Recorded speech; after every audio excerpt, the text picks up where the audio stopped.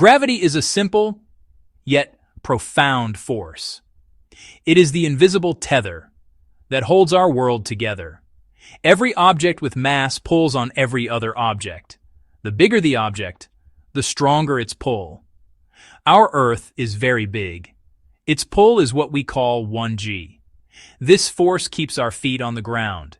It holds the air we breathe and the oceans that cover our world.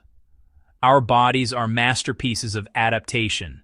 Every bone, every muscle, every single cell are tuned to exactly 1G. Even trees are engineered for this precise pull. Imagine this constant suddenly changed. The moment gravity doubles, the world fractures. For humanity, the first sensation is crushing weight. It feels like carrying an identical copy of yourself. Standing becomes an exhausting fight. Most collapse. Bones are overstressed. Fractures from simple falls skyrocket. The heart must work twice as hard. Blood pools in the legs. The brain is starved. Fainting. Dizziness. Profound vertigo. Breathing is labor. The ribs and diaphragm strain against the doubled pull.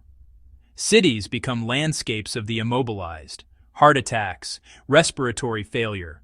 Hospitals would be overwhelmed if staff could move. Emergency services fall silent.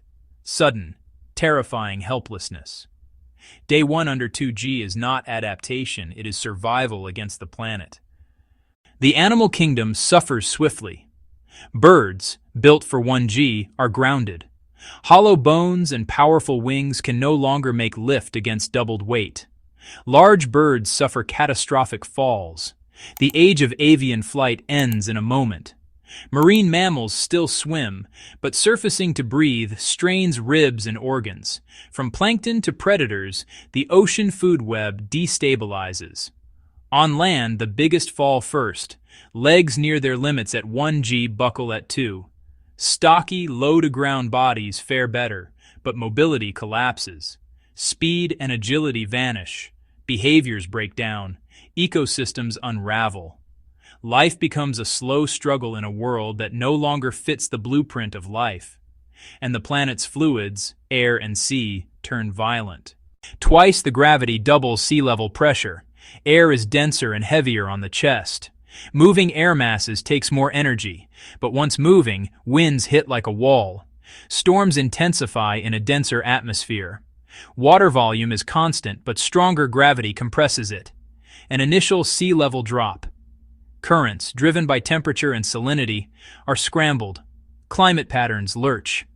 The moon's pull is unchanged, but heavier oceans respond with erratic, extreme tides. Raindrops fall faster, strike harder. Showers feel like pebbles. Leaves are shredded. Runoff erodes topsoil, chokes rivers, devastates aquatic life. Crops are crushed. Farms fail. Higher pressure dissolves more CO2 into the sea. Acidity spikes. Corals and plankton suffer. Weather turns chaotic and hostile, reshaping Earth with relentless wind and water. Our world is engineered for 1G. When gravity doubles, that foundation cracks. Great spans groan, cables snap, columns buckle. Transport and communication lines are severed. Upper floors press with twice the force. Lower levels fail. Even ordinary homes become dangerous. Grid infrastructure snaps. Blackouts spread across continents. Reservoirs weigh twice as much. A single breach unleashes catastrophic floods. Overpasses down, rails buckle, vehicles break. Humanity is stranded. Our civilization is a fragile house of cards. Gravity just pulled the bottom row. The dream of flight is over. Double the weight breaks the balance of lift, thrust, and drag. Existing wings cannot lift doubled fuselages. Aircraft aloft would plunge, frames groaning under new stresses. Launching to orbit, already hard, becomes nearly impossible with current tech. Satellites would slowly decay, replacements can't launch. Doubling effective mass shreds, transmissions and snaps axles, engines overheat. Even simple machines misbalance, elevators become hazards, grids fail, heavier air and fluids make cooling costlier. Data centers go dark. With motion a struggle, the loss of communication isolates us completely.